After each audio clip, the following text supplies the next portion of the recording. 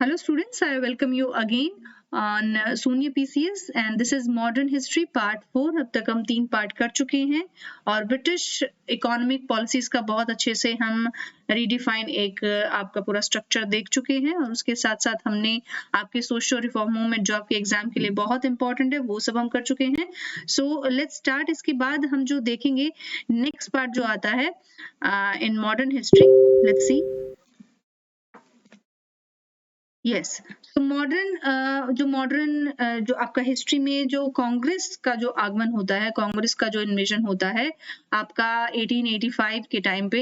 सो जो moderate face है वो ये टाइम आपका गिना जाता है। जिस टाइम पे मैंने आपको बताया था मेथड्स जो थे ना मॉडरेट्स के, ये काफी लीनियंट थे। ये बहुत ज्यादा पेशेंटली ट्रीट करते थे गवर्नमेंट को और गवर्नमेंट के साथ इनका रिलेशन जो है बहुत ही ईजी रहता था। और जो है गवर्नमेंट जो है पार्लियामेंट जो उसको यहाँ पर चला रही थी आपकी ब्रिटिश गवर्नमेंट, उनका मन करता था तो वो आपकी पॉलिसीज पे ध्यान देंगे, नहीं तो नहीं देंगे।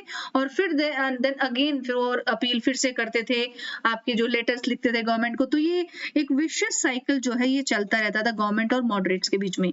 मॉडरेट्स जो है वो न्यूज़पेपर का सहारा लेते थे, क्रॉनिकल्स का सहारा लेते थे और इस तरीके से जो अलग अलग जो न्यूज़पेपर्स का फेज आया वो स्टार्ट होना शुरू हो गया इंडिया में कि वो जो अपनी बात है वो गवर्नमेंट को अपनी बातों को प्रिंट करके बताना शुरू कर दिया। उसमें एकदम जो है लीनियंसी होती थी, कोई उन पे प्रेशर नहीं होता था गवर्नमेंट के ऊपर। वो रिक्वेस्ट फॉर्म में जो है अपनी बात रखते थे। ठीक है, अब वो गवर्नमेंट से उनकी जो है inquiry, find ways and means to solve the problems faced by people. अब भाई लोगों की जो प्रॉब्लम्स थी वो फेस करने, वो कैसे दूर की जाए, ये गवर्नमेंट से अपील करते थे। ठीक है, इंक्वायरी करने के लिए कुछ खास दबाव नहीं डालते थे। डिमांड्स क्या होती थी मॉडरेट्स की? मॉडरेट्स की डिमांड होती थी कि लेजिस्लेटिव काउंसिल जो है उसको एक्सपैंड किया जाए। भाई जितने भी इंडिया आपको पता है एक मल्टीलिंगुअल, एक मल्टीकल्चरल आपकी कंट्री है, तो उसमें हर तरह के लोग उसमें शामिल किए जाएं, तो लेजिस्लेटिव काउंसिल में वो बढ़े आगे बात। तो ये उनका मानना था। देन इसके बाद separation of the judiciary from the executive, more powers from the local bodies and abolition of salt tax, sugar duty। ये कुछ डिमांड्स जो है ना मॉडरेट्स रखते थे कि भाई जो जरूरत जिस बात की होती थी जिस टाइम पे, वो बातें वो है गवर्नमेंट के सामने दे रखते थे।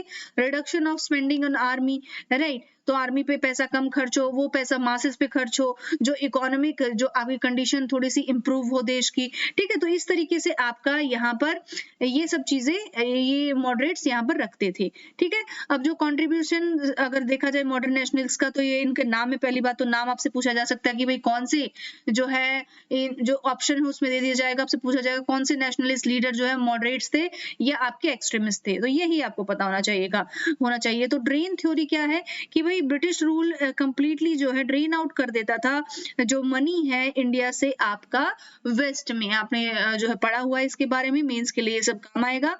तो अब जनरल एडमिनिस्ट्रेटिव रिफॉर्म्स जो थी ये यहाँ पर कैंपेन जो इसके लिए चलाया जाता था और एक तरह से जो मॉडरेट्स थे वो क्या करते थे, oppressive and tyrannical bureaucracy and expensive and time consuming judicial system जो था उसको यहाँ पर आपका क्रिटिसाइज किया जाता था। तो आपका नॉर्थ वेस्ट में जो एनेक्सेशन था जो ब्रिटिश का, जैसे बर्मा में, आपका अफगानिस्तान में, वो ट्राइबल्स को सप्रेस कर रहा था।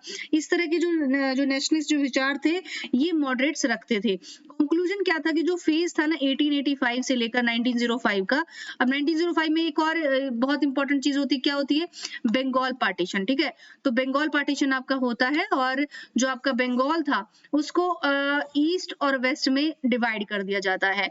जो वेस्ट बंगाल हो गया ये आपका, वेस्ट बंगाल ये इस तरफ और ईस्ट बंगाल ये। ईस्ट बंगाल जो है आपका आज का बांग्लादेश जो जिसको हम बोलेंगे वो एरिया आता था, और वेस्ट बंगाल में आपका जो आपका आज हमारा बंगाल है वो आता था। ठीक है, तो ये एक आउटकम हुआ लॉर्ड कर्जन के टाइम पे। ठीक है, मॉडरेट जो थे वो इंडियन नेशनल कांग्रेस की जो है इस अफेयर को डोमिनेट करते थे, क्योंकि शुरुआत मॉडरेट से ही हुई थी। अगर हम इंडियन नेशनल आईएनसी की बात करें तो उनका विश्वास क्या था कि कंसिस्टेंसी, कंसिलेशन और यूनिटी बना के रखने से जो है धीरे धीरे जो है गवर्नमेंट हमारी बात मानेगी और सुनेगी, हमको फायदा होगा। Right, era of militant nationalism, ये जो टाइम आ गया 1905 से 1909 का जो समय था, ये मिलिटेंट नेशनलिज्म आपका वो टाइम था जब जब जो भारतीय लोग थे, जो इंडियन जो आपके क्रांतिकारी लोग थे, एक्सट्रीमिस्ट लोग थे, उनको लगा कि ऐसे रिक्वेस्ट करने से और ऐसे आराम से लीनियंसी से ना हमें कभी आज़ादी नहीं मिलेगी। आज़ादी तो दूर की बात, हमें हमारी बात माँगने के लिए हमेशा भीख ही माँगना पड़ेगा। हमको कभी भी जो है हमारा अथॉरिटी नहीं मिलेगी इंडियन गवर्नमेंट में। तो उनका एक्सप्रेसिव वे में उन्होंने जो है अपने एक्सप्रेशंस देने की कोशिश यहाँ पे की। वो थोड़े से एग्रेसिव वे में यहाँ पर अंग्रेजी सरकार के ऊपर बात अपनी रखने लगे। तो स्टूडेंट्स, यहाँ पर जो मिलिटेंट नेशनलिज्म का जो टाइम था 1905 से स्टार्ट होता है और यहाँ पर ये लगभग 1909 तक रहता है। इस टाइम पे क्या क्या हुआ था कि जैसे कि बाल गंगाधर तिलक, अरबिंदो घोष, बिपिन चंद्र पाल, लाला लाजपत राय, ये कुछ ऐसे प्रोमिनेंट लीडर्स हो जाएंगे आपके एक्सट्रीमिस्ट के। ठीक है, एक्सट्रीमिस्ट फेज जो था आपका गवर्नमेंट का या इंडियन नेशनल कांग्रेस का। ठीक है, अब ग्रोथ ऑफ मिलिटेंट नेशनलिज्म, इसमें क्या होता था कि जो बंगाल एंटी पार्टीशन जो मूवमेंट थी उस टाइम पे डेवलप हुई। स्वदेशी की भावना, स्वदेशी मूवमेंट आपको पता होना चाहिए, बॉयकॉट मूवमेंट, ये भी इसी टाइम पे आती हैं। तो इन सब के कारण यहाँ पे एक नेशनलिस्ट फीलिंग जो है यहाँ इंडियन लोगों में आने लगी।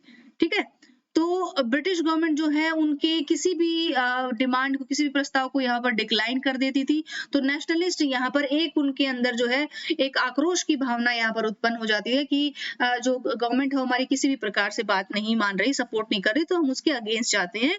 उनके अगेंस्ट जो है हम अब जो है स्पीच से और एक तरह से एडिटोरियल से काम नहीं चलाएगा, हम डायरेक्ट जो है एक्शन करके उनको दिखाएंगे।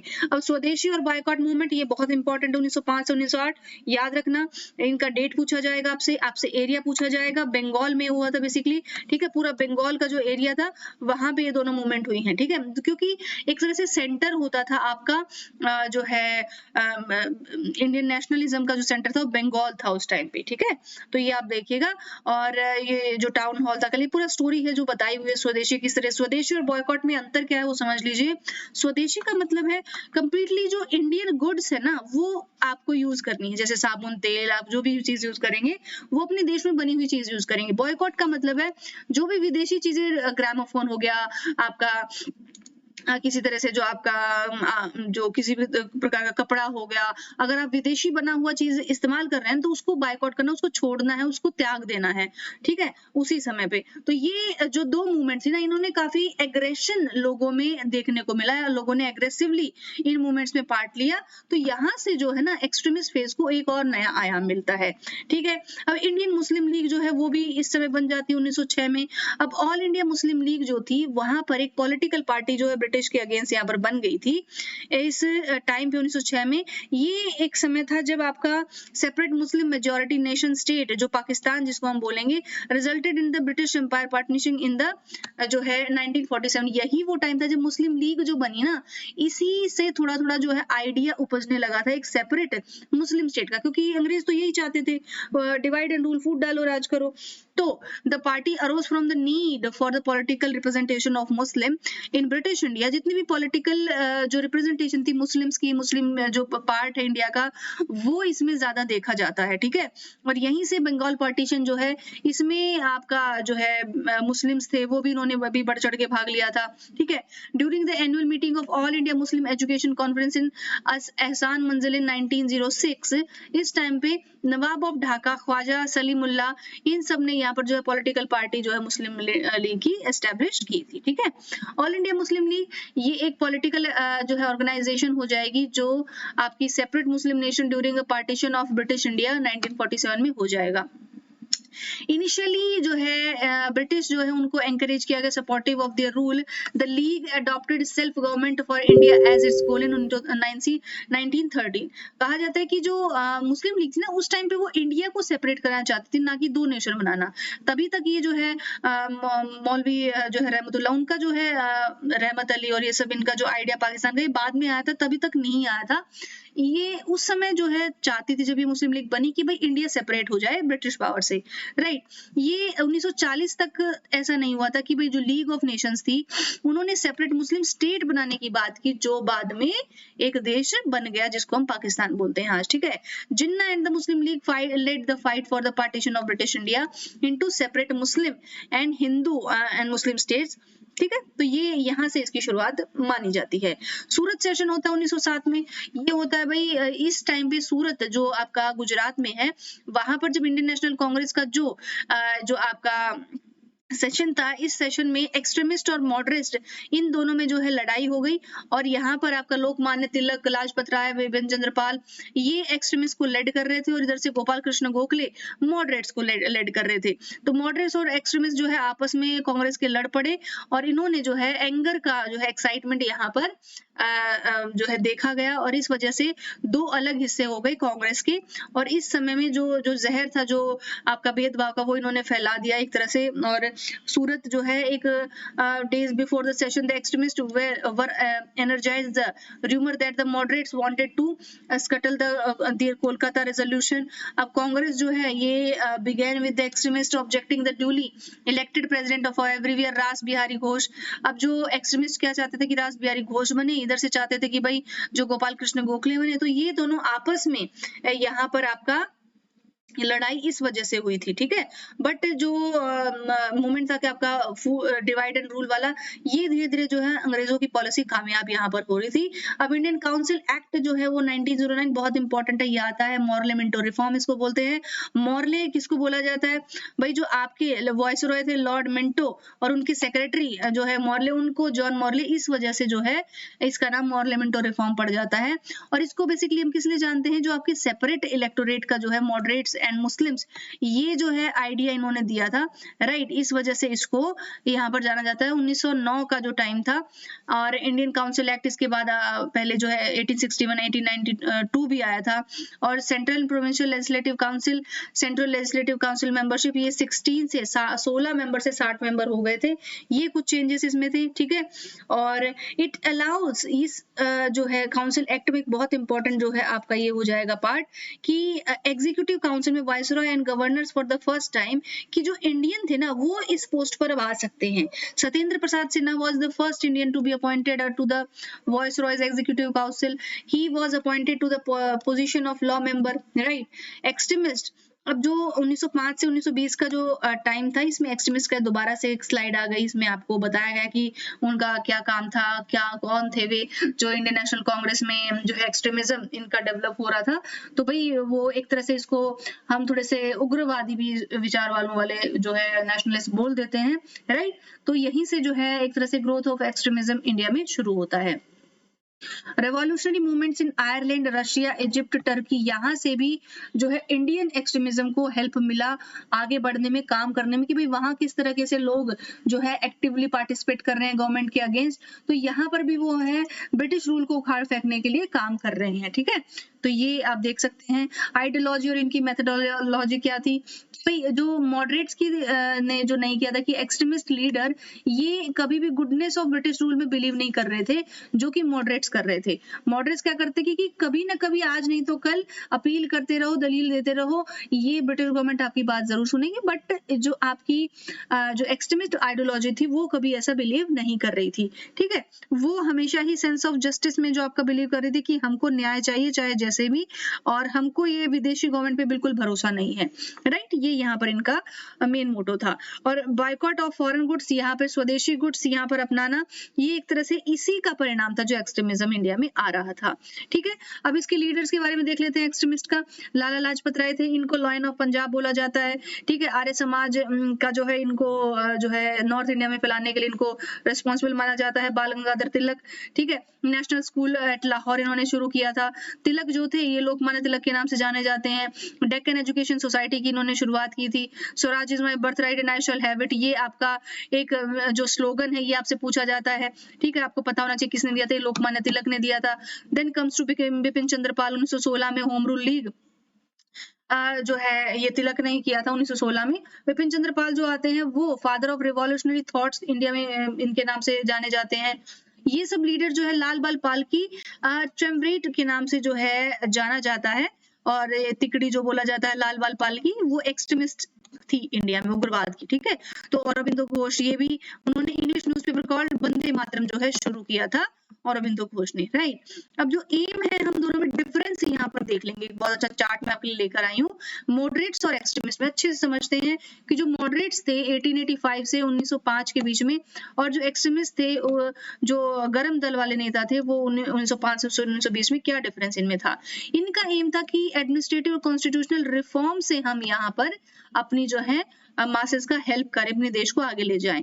मतलब जो गवर्नमेंट चल रही ब्रिटिश गवर्नमेंट, उसी में इनको पूरा फेथ था, पूरा भरोसा था, ठीक है। इंडियंस को ज्यादा से ज्यादा चाहते थे कि गवर्नमेंट रूल में आए, और इस तरह से they were secular in their attitude though not always forward right enough to rise above their sectarian interest. वो धीरे धीरे क्या करते थे कि एक आराम तरीके से मतलब बहुत ही लीनियंटली वो जो है रिक्वेस्ट करते थे गवर्नमेंट से, और अपने जो है बात मनवाने की कोशिश करते थे।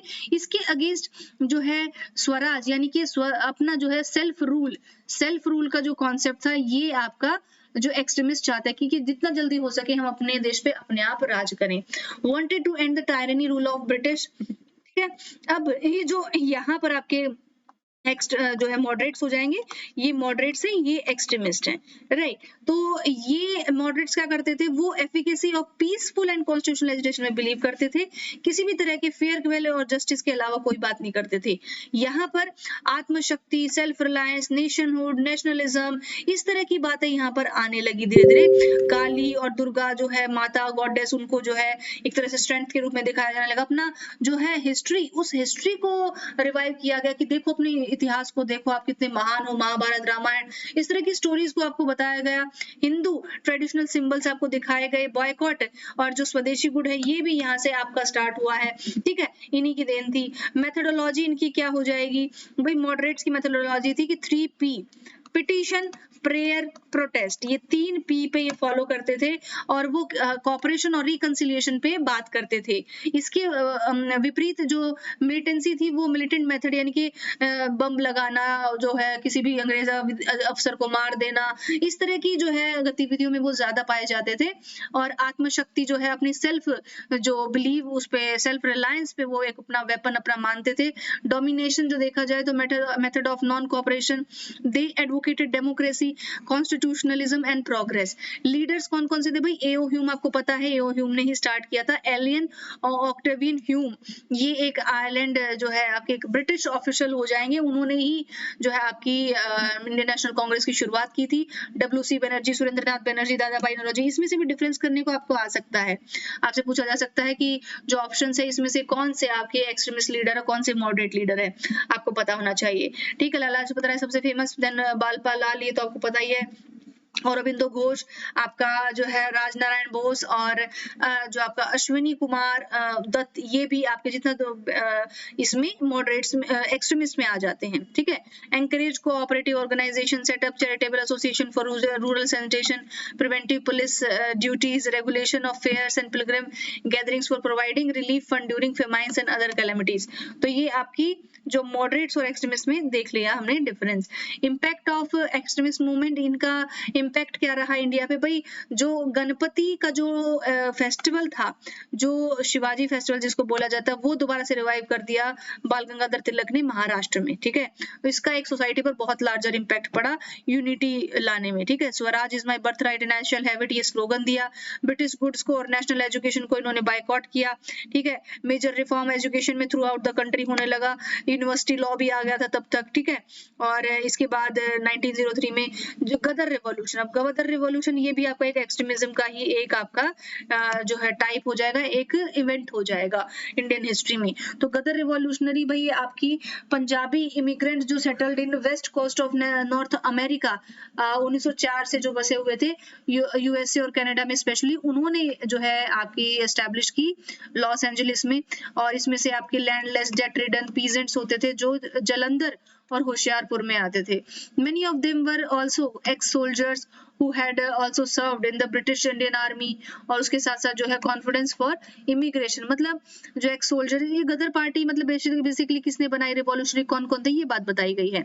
1908 तक आते आते जो है इंडियन इमिग्रेशन, जो यहाँ से लोग जो गए थे कनाडा में ये यहाँ पर आपका है एलियन लैंड लॉ, यहाँ पर उन पर अप्लाई होता था। सच डिस्क्रिमिनेटरी पॉलिसीज उनकी जो है host countries moved the Indian immigrants into a flurry of political activity, hence they decided to organize themselves with the aim of securing India's freedom from British rule, right. तो इस वजह से उन्होंने British लोगों के खिलाफ वहीं से एक्शन लेने का फैसला किया।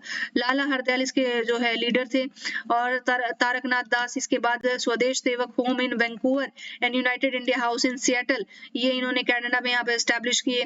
पैसिफिक कोस्ट हिंदुस्तान एसोसिएशन इसके नाम से इन्होंने 15 जुलाई 1913 को यूनाइटेड स्टेट्स में लाला हरदयाल, संत बाबा वसाका, ये कुछ लीडर्स के यहाँ पर नाम थे, ये यहाँ पर गदर पार्टी को एस्टैब्लिश करते हैं।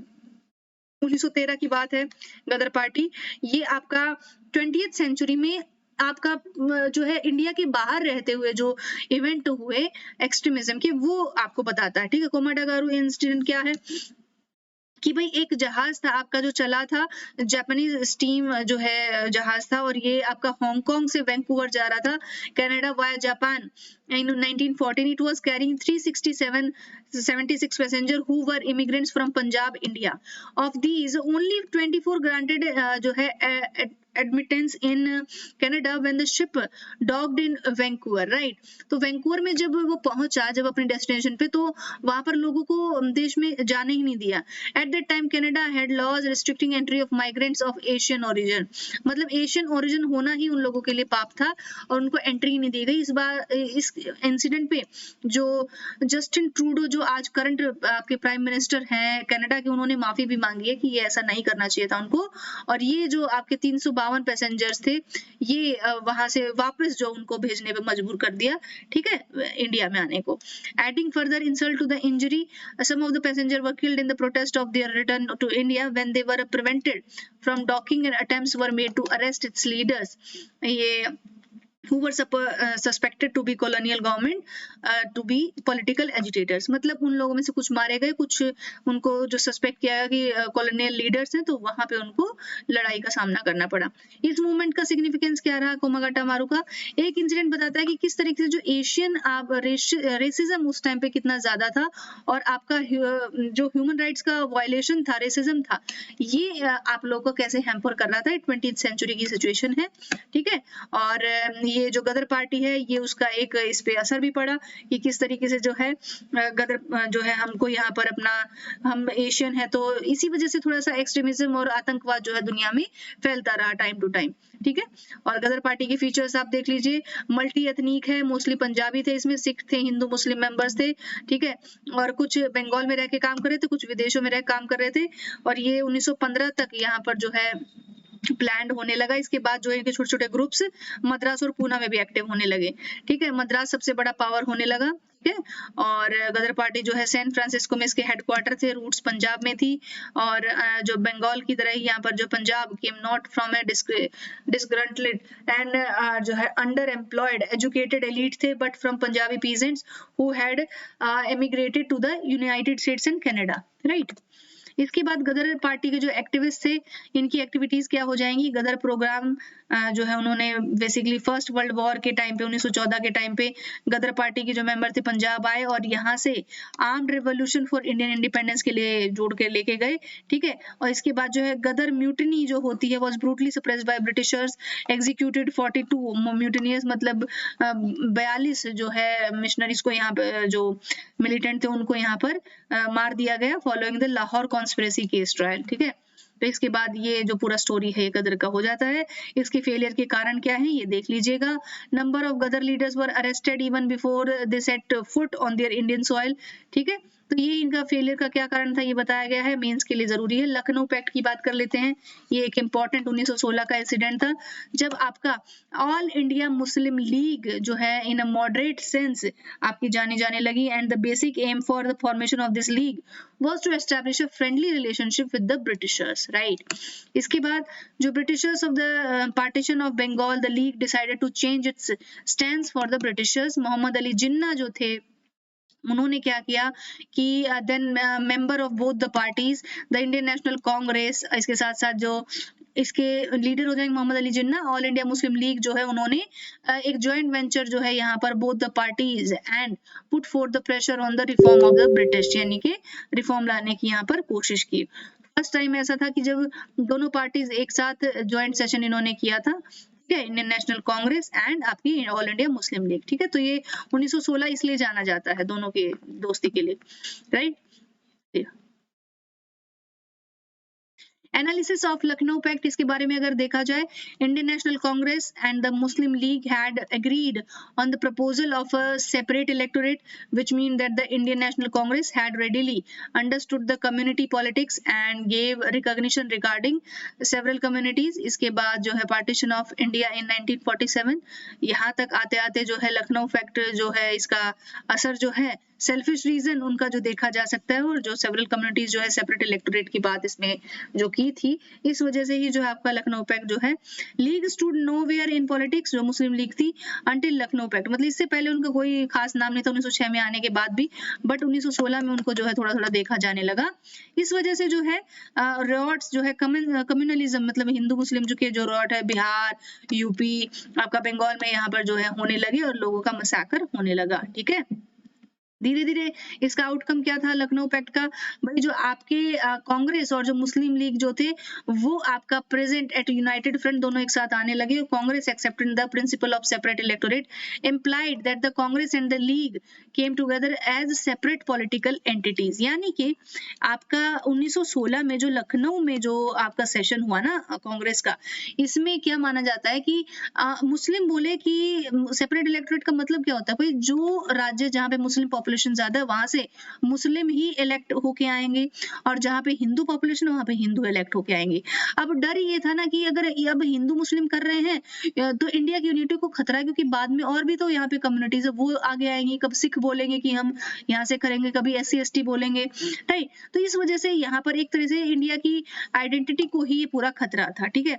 तो गवर्नमेंट जो है उन्होंने nationalist by declaring its intention to grant Indian self government in the future as stated in Montagu Chelmsford जो रिफॉर्म्स आए हैं उसकी यहाँ पर उन्होंने डिक्लेरेशन किया है। लखनऊ पैक्ट का जो कांग्रेस और Muslim league could be regarded as the watershed movement in a nationalistic struggle for India for freedom. इसमें जो हिंदू मुस्लिम यूनिटी जो है उसको पॉलिटिकल सीन उन्होंने क्रिएट कर दिया एक दूसरे के साथ मिलकर। अब आती है होम रूल लीग 1916, बेसिकली 1916 आएगा, 15 नहीं, 15 स्टार्टिंग ऐसा माना जाएगा, बट होम रूल लीग जो है इसका एक बात याद रखना, तिलक और एनी बेसेंट दो इसके लीडर हो जाएंगे। Tilak for only Maharashtra and Annie Besant for whole India, right, पूरे इंडिया के लिए आपकी एनी बेसेंट थी। होम रूल मतलब हम जो इंडियंस है, being an Indian they wanted to rule on their own country, ठीक है, डिस्पाइट दैट कि वहां पे जो एलियन रूल है उसके बावजूद हम अपना जो है अपने देश पे अपने आप रूल करेंगे, इसका मतलब ये था। तो होम रूल की ये बात आपको ध्यान रखनी है, सेल्फ गवर्नमेंट इसका मेन मोटो था। होम रूल में जो मूवमेंट थी इसका जो है ऑब्जेक्टिव जो है सेल्फ गवर्नमेंट बता दिया मैंने, जो है पॉलिटिकल एजुकेशन और एक तरह से कॉन्फिडेंस जो है इंडियन में वो लाना कि भाई आप भी रूल कर सकते हो, ठीक है। Contribution of home rule movement to freedom struggle in India, जो मेजर कंट्रीब्यूशंस थे वो क्या थे कि भाई लीग्स जो है उन्होंने ऑर्गेनाइज किया डेमोन्स्ट्रेशन एंड एजिटेशन। इसके साथ साथ जो यहाँ पे Annie Besant was arrested in June 1917, उनको अरेस्ट कर लिया गया, और जो बेसेंट वो है उनको रिलीज कर दिया गया सितंबर में, ठीक है, और जो तिलक को सेडेशन के चार्ज में अंदर कर दिया गया, ठीक है। होम रूल लीग जो है मूवमेंट ने यहाँ पर आपका बेसिकली कांग्रेस पार्टी जो है whose activities were confined to once a year, ये home rule league function through out the year, मतलब जैसे कि कांग्रेस पार्टी का सिर्फ एक बार सेशन होता था पूरे साल में, होम रूल लीग का हमेशा पूरे साल सेशन होते थे, ठीक है, अलग अलग जगह पे। तो ये इसका इंपॉर्टेंट एक डिफरेंस हो जाएगा। मूवमेंट टू फेड आउट, इसका मतलब एक तरह से बंद हो जाने का, खत्म हो जाने का मतलब रीजन क्या था कि भाई जो मूवमेंट थी वो मास मूवमेंट नहीं बन पाई, मतलब सब लोग इसमें नहीं शामिल हो पाए। ये एक रीजन तक जो है एजुकेटेड पीपल और कॉलेज गोइंग स्टूडेंट ही इसके पार्ट बन पाए, इस वजह से ये फेल हो गई। सिर्फ सदर्न इंडिया में जो है नॉन ब्राह्मण्स जो है एक तरह से did not find a lot of support, Muslim में, एंग्लो इंडियन में, नॉन ब्राह्मण, साउथ इंडिया, इन सब में जो है अपना इंप्रेशन नहीं जमा पाई, इसकी वजह से ये फेल हो गई, ठीक है। यहाँ पर आपका इस तरह ये आपका हो जाएगा। और सितंबर 1918 में तिलक को जो है इंग्लैंड यहाँ पर लाइबल केस उनके अगेंस्ट जो है चला दिया गया। आपको पता है इंडियन अनरेस्ट की जो एक तरह से इनके ऊपर सेडिशन का चार्ज जो है तिलक के ऊपर लगा दिया गया, और head Tilak the father of Indian unrest उनको बोल दिया गया। फादर ऑफ इंडियन अनरेस्ट अगर पूछा जाए तो वो तिलक हो जाएंगे, right.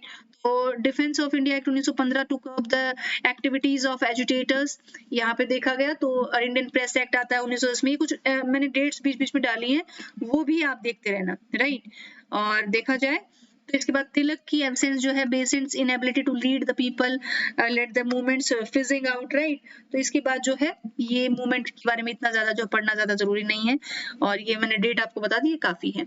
Home rule league movement significance इसका क्या हो जाएगा भाई, आपको moderates since it focus on political debate and education, और मॉडरेट्स में बहुत ज्यादा पॉपुलर रही बजाय एक्सट्रीमिस्ट की, क्योंकि एक्सट्रीमिस्ट का कोई भी तरीका नहीं था, राइट। और ये जो मूवमेंट की इंपॉर्टेंटली कौन कौन सी थी कि भाई तिलक जो और बेसेंट ने, इन दोनों ने लीडर्स यहाँ पे थे। तिलक का होम रूल में जो है मूवमेंट ये कहा था, तिलक ने इंडियन होम रूल लीग अप्रैल 1916 में बेलगाम, ठीक है, बेलगाम से शुरू किया था। बेलगाम का जो आपका अध्यक्षता की थी कि सिर्फ जो आपका महात्मा गांधी, जो बेलगाम सेशन हुआ था कांग्रेस का, वहां से याद रखना कि ये आपका महात्मा गांधी ने इसकी अध्यक्षता की थी, ठीक है।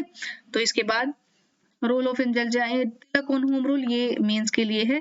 Gandhi ji on home rule, Gandhi ji ने यहाँ पर home rule is a self rule, ये उन्होंने माना है।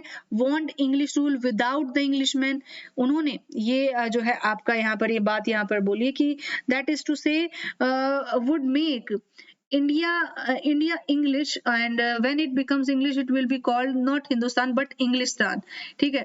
This is not the Swaraj I want, ठीक है, इस तरह का स्वराज उनको चाहिए, ठीक है, कि भाई अंग्रेज बन जाए पूरे यहाँ पे लोग, तो उस तरह का स्वराज उनको नहीं चाहिए, राइट। वो अपनी आइडेंटिटी भी चाहते थे, ठीक है। टैगोर ऑन होम रूल, ये अलग अलग जो है लीडर्स उनके जो है आइडियाज इन पे। Decline of home rule league movement, अब इसका डिक्लाइन ये कैसे होता है ये देखा जाएगा कि 1919 तक आते आते जो है होम रूल लीग कंप्लीटली जो है खत्म हो गया। There was an ineffective organisation, 1917-18 के दोनों कम्युनल रॉयट हो गए, इस वजह से कमजोर पड़ गया। और मॉन्टेग्यू जो रिपोर्ट आती है अगस्त 1907 में, statement which stated the self government was the long term goal for British rule in India, ठीक है। अगस्त डिक्लेरेशन 1917 में आता है। इसमें क्या था कि इस डिक्लेरेशन में ये बोल दिया गया कि Indian government would be gradually, धीरे धीरे भारतीय लोगों को ये ट्रांसफर कर दी जाएगी, ये बात इसमें बोली गई है। British government made the August declaration because of the following reason, अब किस वजह से इन्होंने रीजन दिया, to get the support of the political leaders during the first world war, Muslim league और कांग्रेस यूनिटी इन्होंने बनाई, success of the home rule league इन्होंने एस्टैब्लिश की, ठीक है। तो August offer response by the Indian political party, इन्होंने क्या क्या बोला है कि August offer at its meeting at Wardha, Wardha में मीटिंग हुई थी, वहां पर हुआ था, वर्धा आपका Maharashtra. It demanded complete freedom from the colonial rule, मतलब ये कंप्लीट फ्रीडम चाहते थे। तो उनके एक तरह से ये ऑफर सही भी लगा कि धीरे धीरे जो है रूल कंप्लीटली उनको मिल जाएगा। Muslim league was also not satisfied by the proposal and rejected in 1940 में, उन्होंने रिजेक्ट कर दिया। Muslim league wanted nothing less than a separation of Pakistan from India, उनको तो सीधी सी बात, उनको पाकिस्तान चाहिए था, उनको इंडिया से कोई मतलब नहीं था, ठीक है। अब धीरे धीरे यहाँ पर अब जो है पार्टीशन की बात होने लगी थी। अब सत्याग्रही जो also made the March two Delhi which was called the Delhi चलो मूवमेंट, मतलब दिल्ली चलो मूवमेंट यहाँ पर चलाया गया 1940 में। आते आते despite all the efforts the individual satyagraha was not successful and was aborted in 1940, ठीक है। इंडिविजुअल सत्याग्रह आपका धीरे धीरे यहाँ पर खत्म हो गया। फिर हेंस दे मेड जो आपका few significant changes to the August offer, और ये क्रिप्स प्रपोजल के नाम से 1942 में लाया गया। चंपारण सत्याग्रह बहुत फेमस है, आपको पता होना चाहिए। चंपारण सत्याग्रह 1917, इसको वो फेज माना जाता है जब आपका महात्मा गांधी जब आते हैं इंडिया में, सबसे पहले उनका वो मूवमेंट, वो मास मूवमेंट, जब उनका जो है मास पूरा मतलब कंप्लीट इंडिया में उनको एज अ लीडर के तौर पे देखा जाने लगा। चंपारण जो डिस्ट्रिक्ट थी जो बिहार में है, वहां पर कॉलोनियल रूल के अंतर्गत जो है टेनेंट जो फार्मर्स थे, जो इंडिगो उगाने के लिए उनको फोर्स किया जाता था अपनी लैंड पे, और इस नील की वजह से जो है जो डाई, कपड़ों को डाई करने के काम आता है।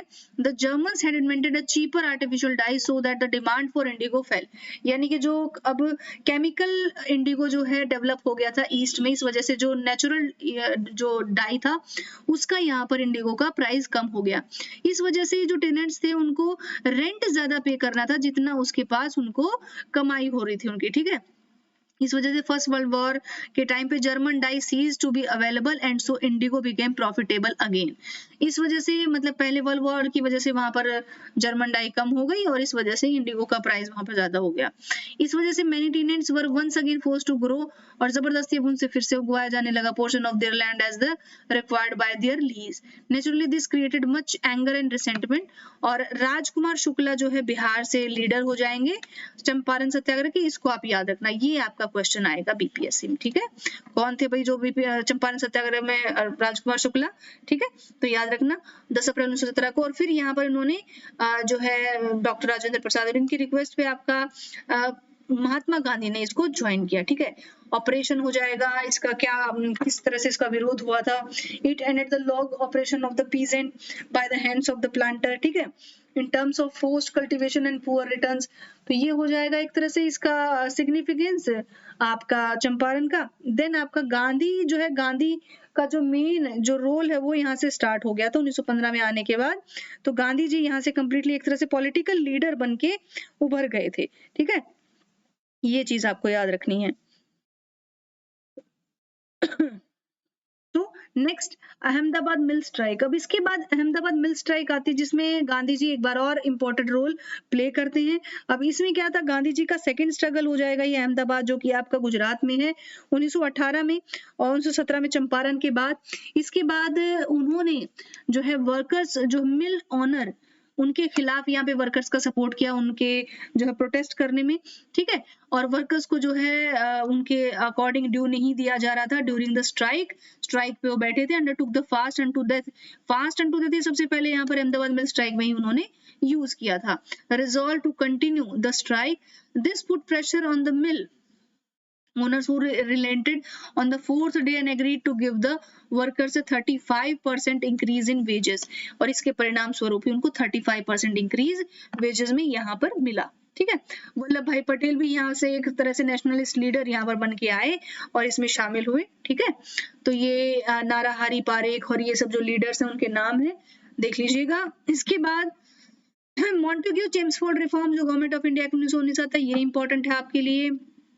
ठीक है, और इसमें जो है आपका ब्रिटिश गवर्नमेंट इन्होंने self governing institution gradually India में बढ़ने लगे थे इस टाइम तक। मॉन्टेगी कौन थे, name of Samuel Montagu, secretary of state उनके सेक्रेटरी हो जाएंगे, जैसे मॉर्ले मिंटो था वैसे ही। और उसी तरीके से later parts of the world war one और lord Chelmsford viceroy of India जो 1916 से 1921 के बीच में रहे थे। ठीक है, और इसका मेन जो काम क्या था यहाँ पर कि main features of the Montford reforms क्या था कि प्रोविंशियल गवर्नमेंट एक तरह से बनाई जानी चाहिए, डायर की मतलब स्टेट रूल, और यहाँ पर आपका जो है सेंटर रूल इस तरह से आना चाहिए। Rule of 2 executive councillor and popular ministers were introduced. Dyarchy का जो फॉर्मूला यही आपसे पूछा जाएगा कि भाई ये किसने कब इशू किया, तो आपका शुरुआत इसकी हुई थी मॉन्टेग्यू चेम्सफोर्ड रिफॉर्म से। राइट, तो आपका इसके बाद subjects divide in 2 list, reserved आ गए थे, और उसके बाद आपका ट्रांसफर्ड सब्जेक्ट। ठीक है, इसमें आपका लोकल गवर्नमेंट इंडस्ट्री वगैरह आते थे, ये सब आप याद रखिएगा। ठीक है, और लेजिस्लेचर की बात करें तो प्रोविंशियल लेजिस्लेचर का जो काउंसिल्स थी वो 70% members were to be elected. अब इस बार इलेक्शन में 70% मेंबर उसके आने चाहिए, तो ये यहाँ पर बात आपकी रखी गई थी। फ्रीडम ऑफ स्पीच उनको दिया जाए। एग्जीक्यूटिव की बात अगर करें तो भाई आपका governor general was to be the chief executive authority. ठीक है, लेजिस्लेचर की बात की जाए, bicameral arrangement was introduced. The lower house और सेंट्रल लेजिस्लेटिव असेंबली, इसमें 144 मेंबर्स की बात की जाती है। ठीक है, 41 नॉमिनेटेड एंड 103 इलेक्टेड। राइट, तो ये बात की जाती है। Secretary of the state would control affairs relating to the government of India.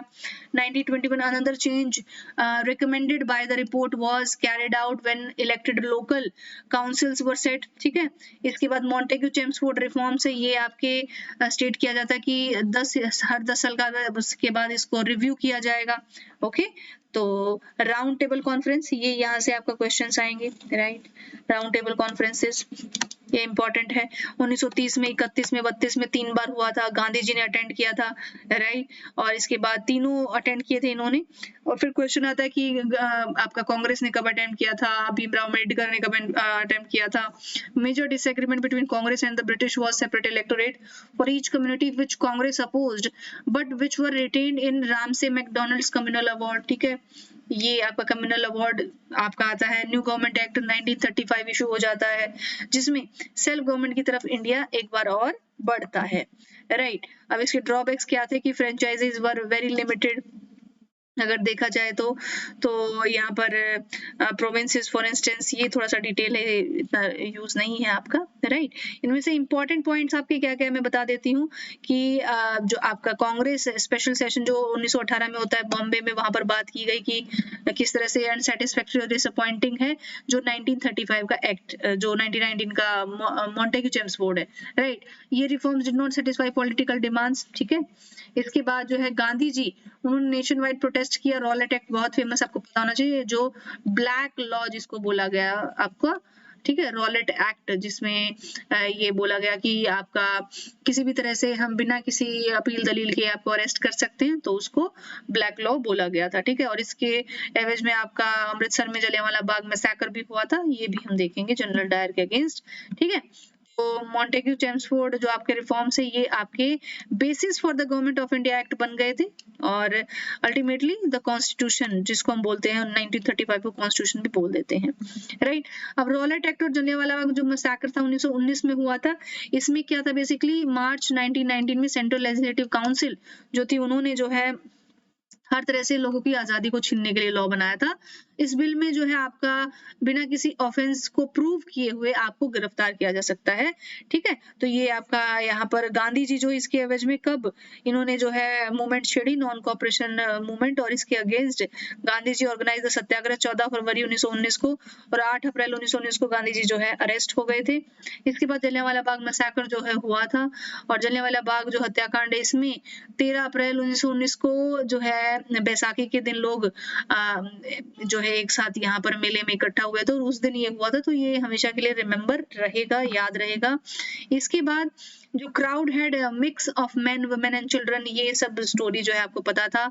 और जो एडवर्ड हेनरी डायर जो आपके जनरल डायर जिनको हम बोला जाता है, इनकी जो है ऑर्डर पे यहाँ पर एक तरह से ये शुरुआत हुई थी, जो आपकी जो जितनी भी जो मैसेकर की शुरुआत होती है, ठीक है। 19 सोल्जर्स थे, और उन्होंने ओपन फायर के जो है यहाँ पर वो परमिशन दिया था, ठीक है। रिस्पॉन्स क्या था इंडियंस का, ये दिस स्ट्रेटजी जो जो ट्रेजेडी जो थी, एक रूड शॉक था इंडियंस के लिए, आपको पता है। इसकी एवज में रविंद्रनाथ टैगोर ने अपना नोबेल लॉरेट, उनको 1913 में तो नोबेल मिल गया था, बट उन्होंने एक तरह से नाइटहुड था उसको यहाँ पर मना कर दिया था, ठीक है।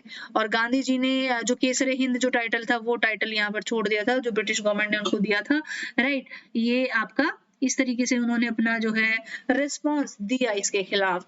ब्रिटिश गवर्नमेंट और इंडिया रिस्पांस जो जनरल डायर थे, उनको अप्रिशिएट किया गया ब्रिटेन में ब्रिटिश गवर्नमेंट के द्वारा। और although some people in the British government were quick to criticise it, उन्होंने क्रिटिसाइज किया। मॉरल इफेक्ट इसका बहुत ज्यादा हुआ, ब्रिटिश गवर्नमेंट की बहुत ज्यादा यहाँ पर उनको बुराई मिली, राइट। और one of the worst act of violence इसको बोला जाता है। 15,000 से 20,000 लोग यहाँ पर जो है मारे गए थे इसमें। तो ये एक बहुत ज्यादा इस with the majority of Sikh came together to celebrate the Punjabi harvest festival Baisakhi. तो ये वो टाइम था, right.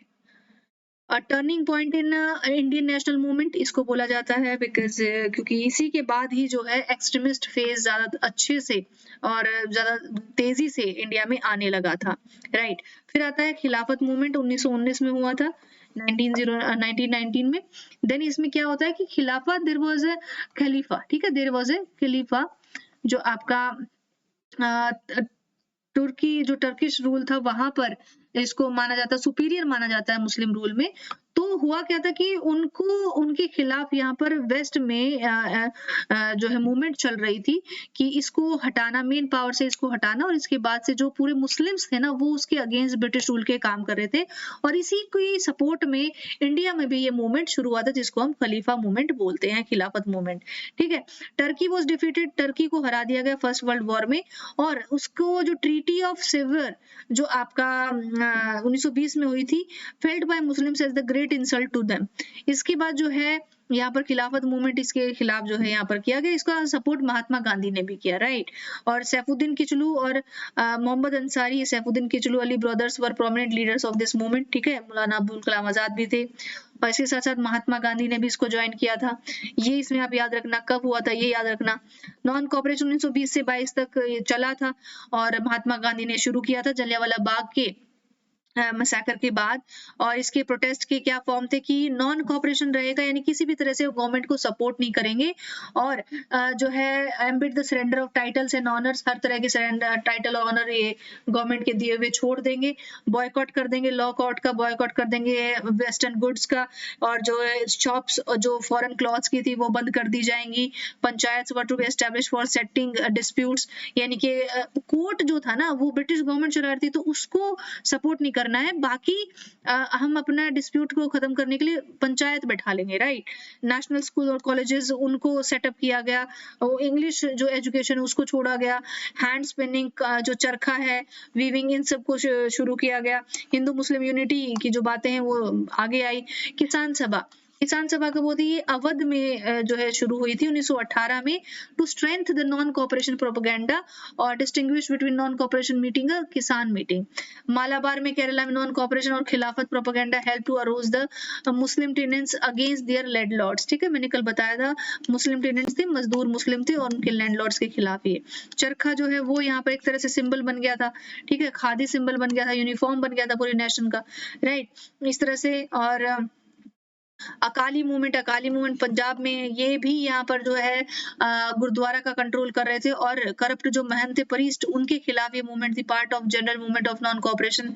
And the Akali observed strict non violence in the face of tremendous repression. Success अगर इसकी देखी जाए, the most successful item of the programme was the boycott of foreign cloth. ठीक है, तो इसकी सक्सेस के बारे में अगर देखा जाए तो सक्सेसफुल आइटम जो इसका था कि फॉरेन क्लोथ, जो कपड़ा जो आज तक जो हमें गुलाम बना रहे थे, हमारा ही कॉटन हमसे ले जाके कपड़ा बना के हमको बेच रहे थे, तो उसका यहाँ पर बॉयकॉट किया गया। Volunteers would go from house to house collecting clothes made by foreign cloth. तो इस तरीके से value of import for foreign cloth fell from 102 crore to 57 crore in 1921 to 22। ठीक है, तो इसके बाद यहाँ पे आपका एजुकेशनल बॉयकॉट हो गया, किस तरफ से इंग्लिश एजुकेशन था, इंग्लिश कॉलेजेस, इन सब का। ठीक है, और इसके चैलेंजेस क्या क्या है इसके सामने कि boycott of law courts by lawyers not as successful at the as the educational boycott. ठीक है, तो लॉ कोर्ट का ज्यादा मतलब फ्रीक्वेंटली ये बॉयकॉट नहीं कर पाए जितना फ्रीक्वेंटली ये एजुकेशन बॉयकॉट कर पाए थे। Kerala unfortunately took the communal colour, right, इसमें हिंदू मुस्लिम का थोड़ा सा कलर आप देख सकते हैं, मोपला रेबेलियन जो हुआ था उस वजह से। ओके, अब नॉन कोऑपरेशन और खिलाफत मूवमेंट जो इंडिया में हुआ था, इसका थोड़ा सा देख लेते हैं डिफरेंस। नॉन कोऑपरेशन मूवमेंट जो था महात्मा गांधी ने अगस्त 1 1920 को लॉन्च किया था, ये आपसे डेट पूछी जाएगी। ठीक है, इसके बाद जो स्ट्रगल था ये फ्रीडम के साथ साथ non cooperation movement, causes, method, impact, ये सब मैं आपको बता चुकी हूँ। जलियांवाला बाग मैसेकर, रिजल्टेंट, इसका पंजाब डिस्टर्बेंस, ये इसके साथ मॉन्टेग्यू चेम्सफोर्ड रिफॉर्म, पूरा डेट आपको याद होनी चाहिए, मैंने सब बता दिया है। और रॉलेट एक्ट ये भी 1919 में आया था। ठीक है, इसी के खिलाफ जो है आपका फिर जलियांवाला बाग हुआ था। ओके, मतलब ये ब्लैक, इसको ब्लैक लॉ बोला जाएगा। और कैरेट और स्टिक जो पॉलिसी है ये भी आप देख लेना, ये मेंस का पार्ट है। खिलाफत मूवमेंट मैंने बता दिया है।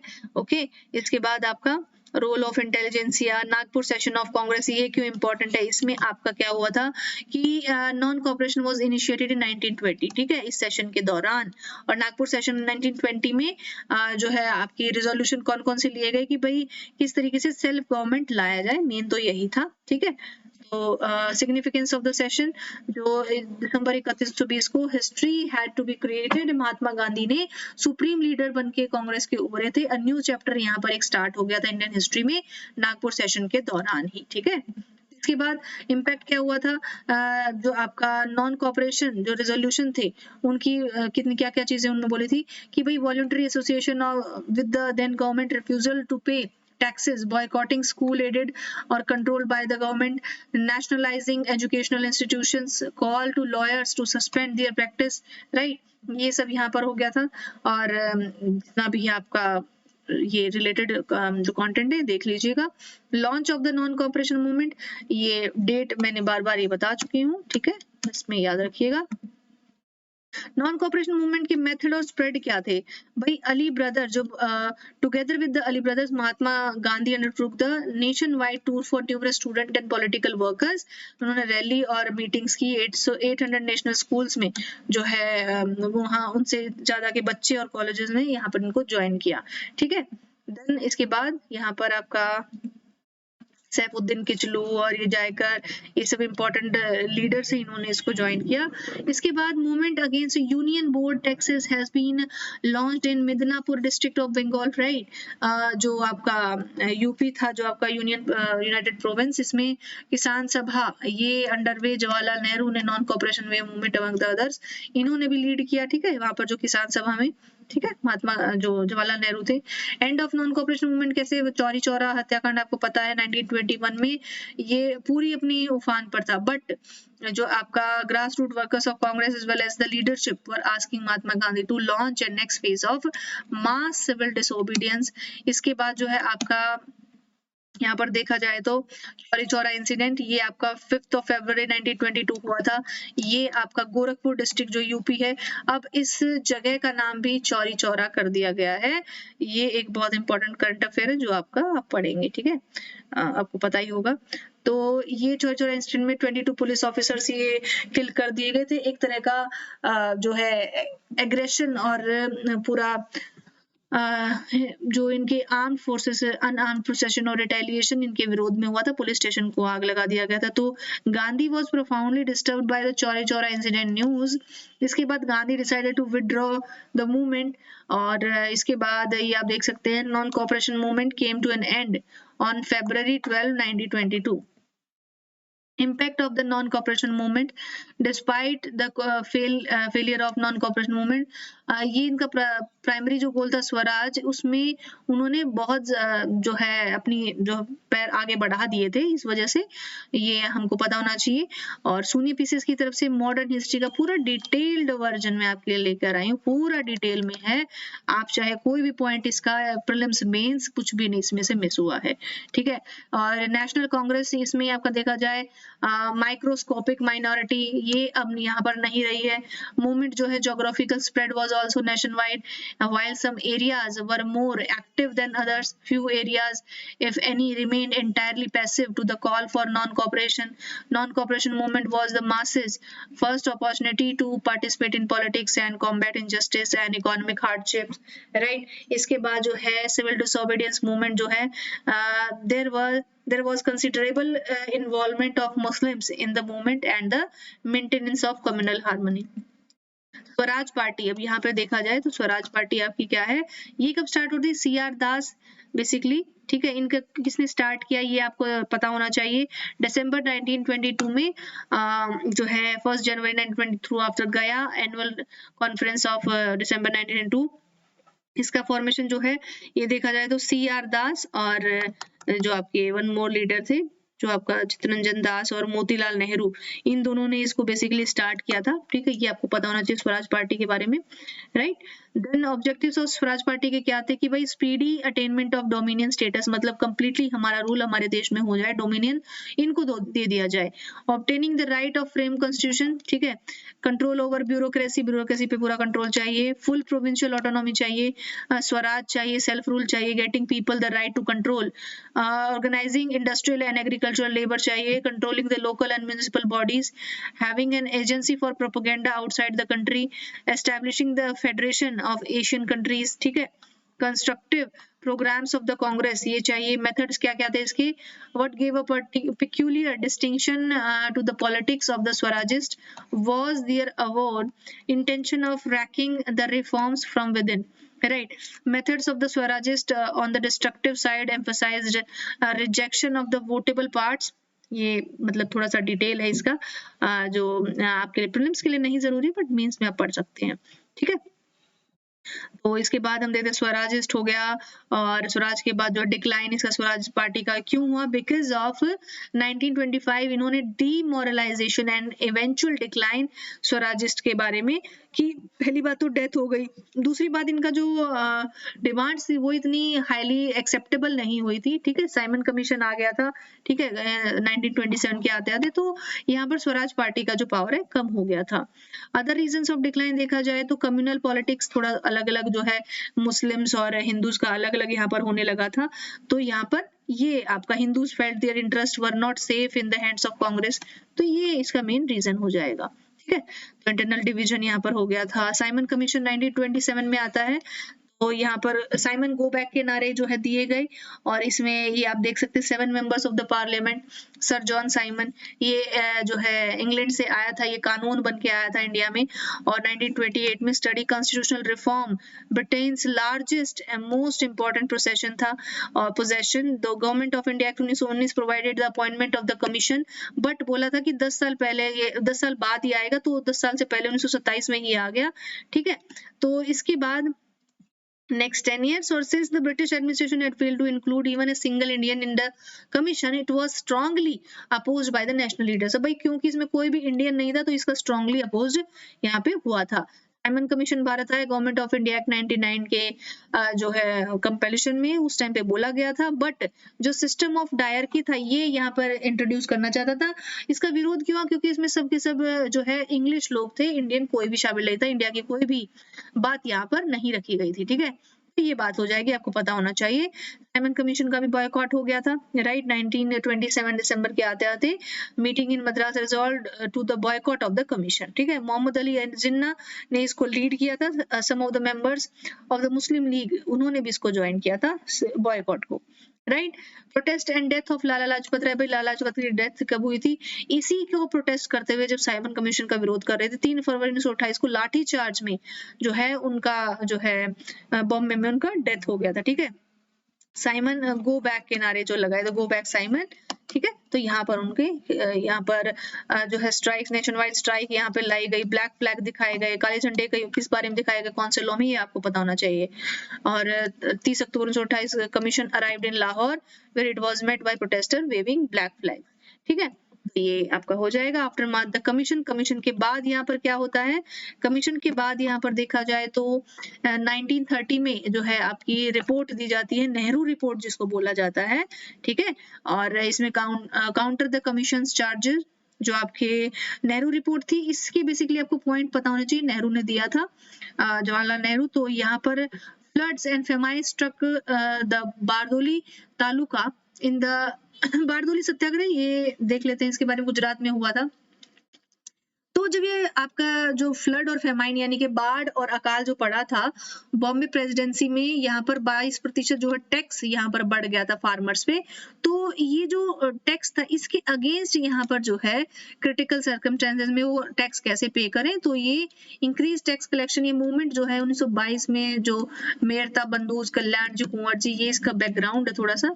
तो एक तरह से फार्मर्स इन बारदोली, उन्होंने वल्लभ भाई पटेल को यहाँ पर रिक्वेस्ट किया कि आप हमारा यहाँ पर सपोर्ट करें, तो उन्होंने यहाँ पर गांधी जी ने भी इसको सपोर्ट किया मूवमेंट को, बारदोली को, और ये यहाँ पर यंग इंडिया जो उनकी राइटिंग थी उसमें भी इसको जगह दी गई। ठीक है, इसके क्या फीचर थे? वल्लभ भाई ने लेड किया मूवमेंट को, राइट, और जो है split the taluk into camps, right, main and women, hundreds of main and women थे, इसको ज्वाइन किया। इसके बाद जो डिमांड थी वो पूरी भी हुई, और ये बारदोली जो है आपका सत्याग्रह कंप्लीट भी हुआ, सक्सेसफुल भी हुआ। Despite the small size campaign attracted national notice and support, right. अब इसका आउटकम ये आपको पता ही है, जो 6.03% जो आपका रेवेन्यू यहाँ से कर दिया गया था 22%। ठीक है, बारदोली सत्याग्रह, इसका क्रिटिसिज्म क्या था कि primarily concern the plight of wealthy and middle class farmer, यानी कि जो गरीब किसान थे उसके बारे में ध्यान नहीं दिया गया था। हाली प्रथा यानी कि बॉन्डेड लेबर सिस्टम, उसके बारे में कोई बात नहीं की गई, तो इसका यहाँ पर विरोध भी हुआ। नेहरू रिपोर्ट जो हम बात कर रहे थे पहले 1928 में, इसके बारे में इसके कुछ पॉइंट्स थे, ये हम देख लेंगे इन्होंने क्या मांगा। जवाहरलाल नेहरू, सुभाष चंद्र बोस, उन्होंने टोटल स्वराज जो है यहाँ पर डिमांड किया था, और इसके साथ साथ जो है डोमिनियन स्टेटस, बेसिकली कहाँ पर किसकी बात की गई थी? नेहरू रिपोर्ट की मेनली डिमांड थी। ठीक है, तो ये हम नेक्स्ट जो है सेशन उसमें पढ़ेंगे आपका। और हमने यहाँ पर आपका जितना भी मैंने बैकग्राउंड आपको बताया है ये आपको पता होना चाहिए। अब नेक्स्ट जो सेशन है उसमें क्लास में मैं आपसे डिस्कस करूंगी कि नेहरू रिपोर्ट और उसके रिकमेंडेशन क्या कहते हैं। बेसिकली डोमिनियन स्टेटस है ये इसका जो है मेन मोटो था। पार्लियामेंट्री फॉर्म ऑफ गवर्नमेंट इनको चाहिए इंडिया में, अपना बाई कैमरल लेजिस्लेचर, ठीक है, लोअर हाउस अपर हाउस जैसे होता है, और senate of the house of representative, ठीक है, जैसे ये ब्रिटिश पार्लियामेंट में हो रहा था वैसे उनको भी यहाँ पे पार्लियामेंट चाहिए थी, ठीक है। तो ये इसका मेन पॉइंट हो जाएंगे। और federal form of government, federal और यूनिटरी आप देखेंगे, मतलब with residuary power to be vested in centre. Federal जो फॉर्म ऑफ गवर्नमेंट क्या था कि जो जो स्टेट्स हैं, जो प्रोविंसेस हैं, उनको भी थोड़ी थोड़ी पावर यहाँ पे उनका से होना चाहिए। No separate electorate for minorities, किसी भी तरह का इलेक्टोरेट जो है उनको एक तरह से उनको जैसे आज आपका जो आरक्षण है जिस तरह से आपका यहाँ पर दिया जाता है वही आरक्षण एक तरह से पहले मांगा जा रहा था धर्म के नाम पर कि भाई ये मुस्लिम है माइनॉरिटी है तो उनको दिया जाए, ये सिख है तो ऐसा कर करके जितने भी माइनॉरिटीज थे ना सब यहाँ पर एक सेपरेट इलेक्टोरेट मांग रहे थे। तो वो यहाँ पर उनको डिमांड में नहीं माना गया, ठीक है, यहाँ पर मना किया गया उनको। और 19 fundamental rights, equal rights for women, ये भी यहाँ पर इंक्लूड किया गया था। Full protection to cultural religious interest Muslim, ये भी यहाँ पर इंक्लूड किया गया था, राइट। इसके बाद यहाँ पर Senate will have 200 members for 7 years, ये यहाँ पे हाउस ऑफ रिप्रेजेंटेटिव 500 मेंबर्स, ये 5 साल के लिए, ये यहाँ पर बोला गया था। तो नेहरू रिपोर्ट की कुछ खास बातें ये थी, ठीक है। No reserve seat for Punjabi Bengali community, कोई भी रिजर्वेशन नहीं मिलेगी किसी को। और मुस्लिम सीट्स में be reserved in provinces with the Muslim population of at least 10%, जहाँ पे 10% तो उनको थोड़ा सा दिया जाएगा, ठीक है। तो ये Muslim league reaction to Nehru report पे क्या रिएक्शन दिया कि league leaders rejected the Nehru proposal. अब इसके बदले में जो जिन्ना थे ना, जिन्ना ने इससे नाराज होकर उन्होंने बोला कि मैं भी अपना 14 पॉइंट दूंगा, ठीक है। तो यहाँ पे जो 14 पॉइंट थे ये अब हम पढ़ेंगे नेक्स्ट सेशन से, ठीक है। तो from here thank you so much, have a nice day, मिलते हैं नेक्स्ट क्लास में, थैंक यू।